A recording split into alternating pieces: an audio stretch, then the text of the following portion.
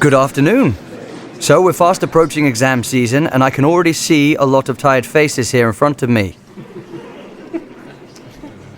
Well, today we are lucky enough to have Professor Manson from the University of Denton talk to us about how sleep can help us pass those all-important exams.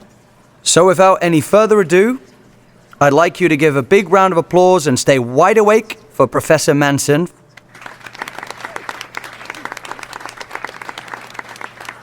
Good afternoon. Looking around this room now takes me back to when I was your age and life seemed to be a never-ending chain of exams and assignments. At that time, organisation was not my forte, and too often I found myself up all hours of the night before an exam, cramming every last piece of information I could in an attempt to remember something. Does that sound familiar to any of you? Can I just see a show of hands? How many of you this term have had no more than 3 or 4 hours sleep before an exam? Okay, so that's a clear majority. And it has to be said that last-minute revision can do wonders for the short-term memory. But what is, in fact, even more beneficial is a good night's sleep. So, I'd like to explain to you now, especially you all-night crammers, the link between sleep and memory and how a good night's kip can improve your exam results. Now, could everyone take a minute to work out, on average, how many hours sleep they get every night? Can I see a show of hands for more than 10 hours? Okay, none of you. How about between 8 and 10 hours? A handful of you, okay. So what about between 6 and 8 hours? Right, that's a popular option. And any of you fewer than 6 hours? Okay, so you're the guys we most need to worry about. According to the National Sleep Foundation in Washington, newborn babies need anything between 14 and 17 hours sleep, and this amount gradually decreases the older we get until as adults we need around 7 or 8 hours sleep, but you'll be interested to know that the 14 to 17 age group should be aiming for 8 to 10 hours sleep a night. So you can already see that most of us are not getting enough sleep, and this is something we need to think about. Sleep is essential. The human body simply can't survive without it. End of story.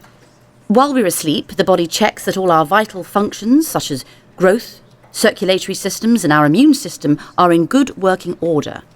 And while we're snoring away, our brains are very active, restructuring information we've collected during the day and consolidating memories. So let me explain memory consolidation.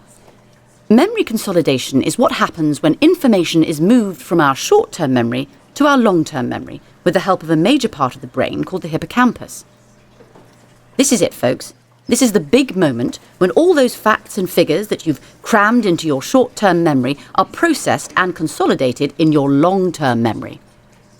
However, as you're probably aware, we don't always remember everything. One reason we remember certain things better than others relates to the environment or conditions we were in when we originally made the memories.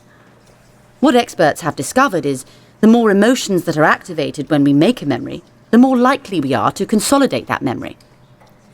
So, for example, the more interesting or fun you find a biology lesson, the more chance there is of you remembering information from it. Okay, teachers? And not only that, we actually need to review information again and again after certain periods of time to help the consolidation process, which is why well-planned exam revision timetables are far more effective in the long term than short-term cramming the night before. And one reason why it's important to get enough hours of sleep is that this process of consolidation happens during certain stages of sleep. So you're probably aware that there are different stages of sleep. The initial stages of sleep are a much lighter type of sleep, and it's not until we reach the later stages of deep sleep, what we call slow wave sleep, because the brain waves are much slower, that we consolidate our memories. These slow waves help move the information we have collected and stored in the hippocampus to our long-term memory. So what we have here is enough evidence to conclude that the best way to help you pass your exams is to learn the information in a fun, interesting way, review it regularly, and most importantly, get plenty of good quality sleep. And before you all drift off into a peaceful slumber, I'd like you to ask any questions you might have.